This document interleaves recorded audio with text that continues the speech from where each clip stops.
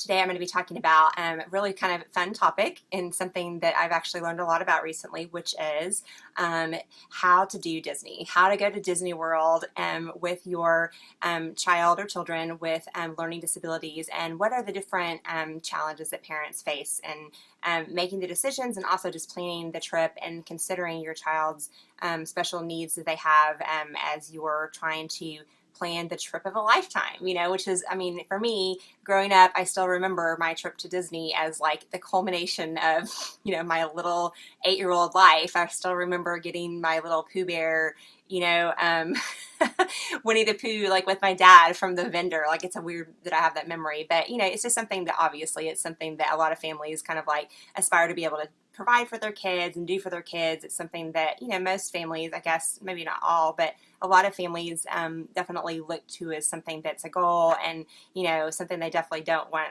their families to miss out on for any reason. And there's a variety of reasons that we haven't yet taken that trip and gotten Disney World is our destination of choice. And but really, I mean, honestly, the reasons that we haven't taken them really are wrapped up in a lot having to do with their learning disabilities and special needs. And so I just want to tell you a little bit about that and just try to be real honest with you. And some of this is stuff that maybe I haven't even gosh, I'm not even sure I've told my husband some of this. I'm just kidding. But anyway, no, I think really the first and foremost reason, I mean, let's just be really frank and honest about it, is it's just financial. I mean, like my husband and I spend a lot of money every month on private therapy for our kids. And we are, definitely strapped financially in, different ways. And we make different sacrifices and do things we need to do like everyone does.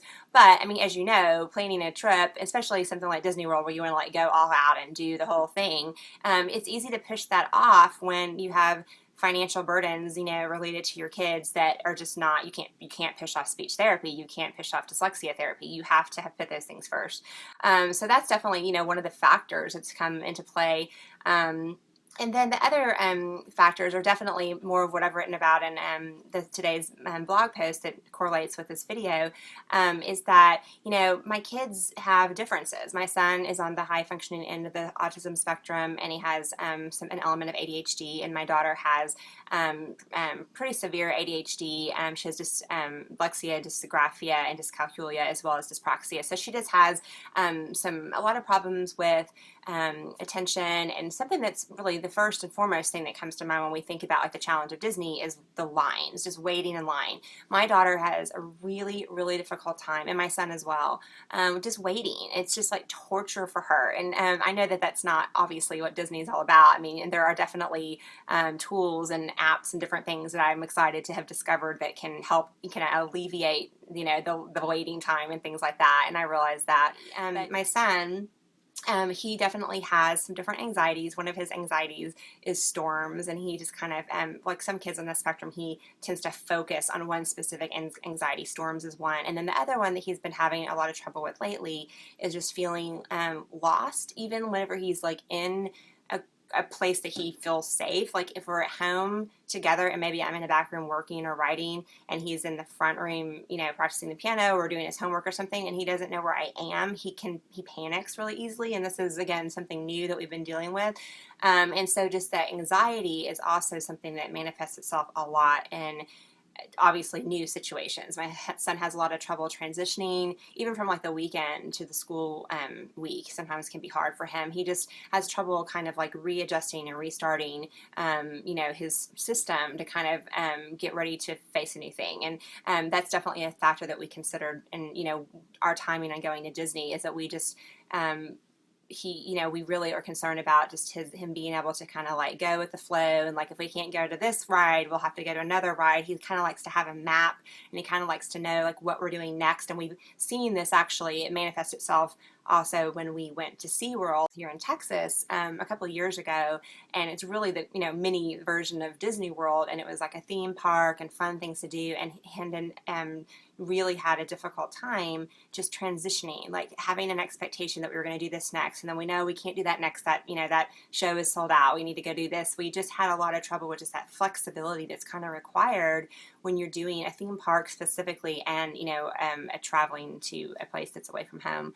So I remember when we left SeaWorld, we basically, my husband and I looked at each other, and we left in a really, we left a couple of days really good, but we had one day that we left, and it was a really sad moment. My son had a meltdown. He was just done. He just couldn't handle any more transitions and changes to our schedule. And I remember we just kind of looked at each other and said, "There's no way we can do Disney anytime soon." And so, ironically, here I am now talking about this and being really upfront and honest. But we really those are the reasons, really, in a nutshell, that we haven't tackled the challenge of Disney. But I do have one more confession. Shh, again, don't tell my kids this because they don't know yet.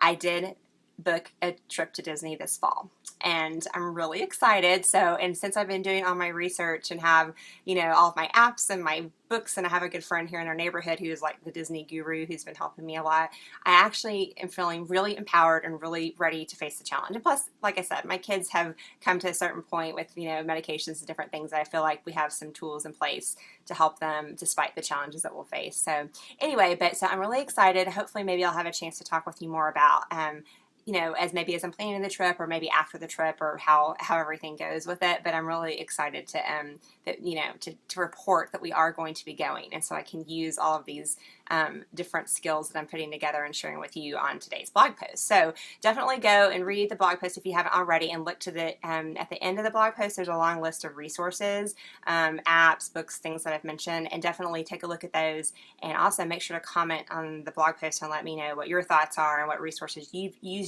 have used to do Disney with your family.